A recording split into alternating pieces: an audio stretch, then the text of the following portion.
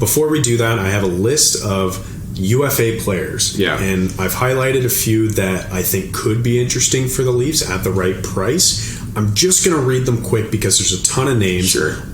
All I want you to tell me is whether you're interested or not. Yeah. If you are interested, tell me if it's feasible or not. Yeah. Okay?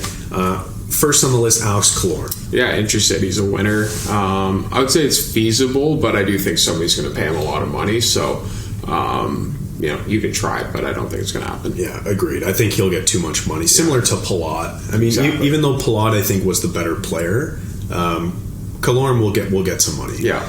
Patrick Kane. Does that interest you? That's a fun one. Well, yeah, like obviously this story will interest me, but he can make way too much money, and now he's coming off of a hip surgery that's going to keep him out 4 to 6 months. So I'm going to say, you make the call just because you make the call. Yeah. But it's not going to happen. Yeah, so, agreed. Yeah. Max Domi.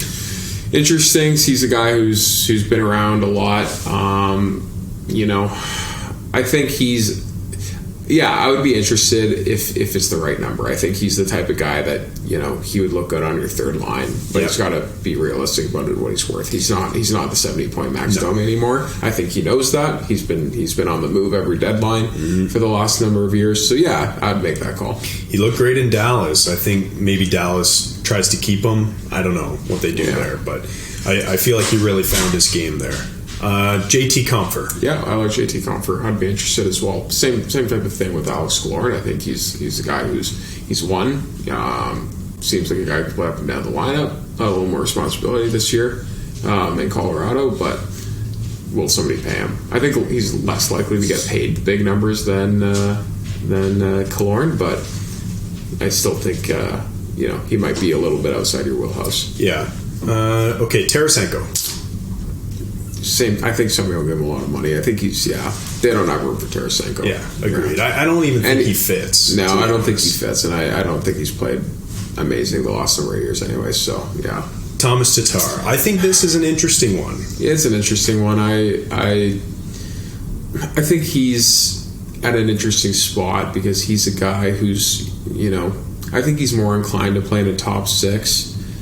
I don't think he can anymore. So yeah, and what's he going to want? Hopefully he's more realistic in terms of what he wants now, because I don't think he's not the guy that he once was.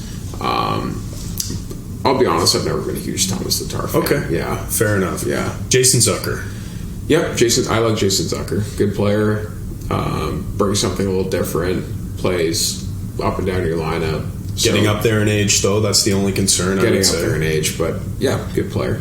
Ivan Barbashev? Really like Ivan Barbashev. But I also think a lot of other people really like Ivan Barbashev. Especially after this playoff. He hits, he works hard, he brings a different element. He's not going to obviously put up a ton of offense, but I liked him in St. Louis and I like him in Vegas, so I would absolutely be looking at bringing him in. Yeah, and then you get the whole trio there if they're able to keep Achari and O'Reilly as well, the whole trio from St. Louis.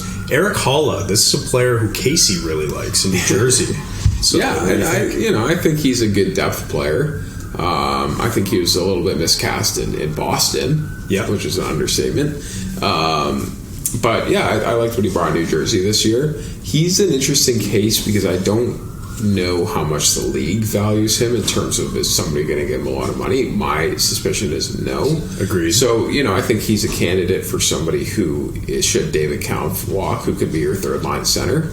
But as I keep coming back to, the cost has to be reasonable here. So, yes, I'm interested in Eric Holla. Okay. Corey Perry has been linked to the Leafs for the last, 3-4 years. Now a UFA again. Does it finally happen? I would love that. I think he's just so effective, even still in this different role than what he's been earlier in his career. I think if he wants to come in and play on your fourth line at $1 million and punch guys in the face and cross check and do all the things that have pissed Leaf fans off whenever we've had to see him in the playoffs, then absolutely there's just always a spot for Corey Perry on my team. Yeah, you could sit him 70 out of the 82 games and just play him the last 10 to ramp up for the playoffs, and he would be just as effective, if not more effective. Agreed. Every time the Leafs have played Tampa Bay and he's in the lineup, like especially thinking of the last two playoff series, I am still just surprised at how much jam he has left. Me honestly, too. like he is still an effective, shit disturbing player. That's the only way to put it. Yeah. Sean Monahan, what do you think about that player? Contract aside, because in a deal, the deal that is done now, where he's making 6.25, I think that's over with. So, what do you think about Sean Monahan if he takes a pay cut? Yeah, I mean, I think kind of similar to Eric Hall in a sense. I think if he came in and at a reasonable cost played your third line center, absolutely. I think somebody will value him higher than an Eric Hall just because he's had a better career. But this is somebody I think he's in a very different role than he was in Calgary, especially 5 years ago. I the same thing. I'm going to say you're going to hear me say a lot on this list. I'm interested. You just got to make the call and see what they're thinking. So fair enough. Yeah, just have to bring these names up because there's so much turnover on the Leafs roster. So these are just a bunch of names of players who could fit in and fill some holes. And I actually think Monahan is one where, I would be very interested, especially with the connection between Treliving and Monahan. That's who signed that big ticket originally. And he knows his upside. I don't know. I could see it, especially if Kampf prices himself out of Toronto. I could see them paying Monahan a similar amount of money, and you might get some offense out of that player too. I wouldn't mind that. Tyler Bertuzzi, last forward to talk about. Yeah, what's there not to like about Tyler Bertuzzi? He's effective. He's physical. He puts up good numbers. He's a bit of a shit disturber. So I'm a big fan of Bertuzzi, but he's gonna get way more money than the Leafs can afford. So. Diligence call. I'll call him a diligence call. Fair enough. The thing with Bertuzzi too, he's a bit of a band-aid, so that scares me a little bit. But great player, probably too expensive, but we'll see. A few defensemen here, and we'll just rapid fire. Dmitry Orlov, John Klingberg, Damon Severson, and Ryan Graves. Orlov, I think every team in the league is going to be interested after the way he played in Boston. I think somebody's going to give him a lot of money. I would be cautious of that because for 99% of his career, he's not been that guy. He's been a solid top four guy for Washington, which is definitely worth something. He's got a Stanley Cup ring, like lots of going right in his career, but I have a feeling somebody's going to pay him quite a lot and give him a lot of term. So you may not be able to compete with that. John Klingberg, to me, honestly, too one-dimensional. I'm not interested. I'm not a Klingberg guy. Damon Severson, also kind of like borderline with that as well. I thought he, at times has shown more upside than he has, I guess has come to fruition lately in New Jersey. There was a time I was quite high on him. I think he could be a 5-6 here on this team, probably more of a 5. So I'd make the call, see what he's thinking, see what he's worth, but I wouldn't be bending over backwards for Severson. Agreed. Graves, though, I really like Graves, and he brings something different. He's big, he's physical, he's more of a stay-at-home guy. I don't think he's gonna get a ton of cash. So I really like that player, and I would definitely do a deep dive on him. Yeah, I think New Jersey will do everything they can to keep Graves, but I mean, who knows? Like, if he's available, we have to remember New Jersey has some pretty good defensemen coming up in the pipeline, and they got 6'7" Kevin Ball back there who could easily step into those shoes. So. They have a replacement. But so Graves interests me the most on the back end. Monahan, I think, interests me the most up front.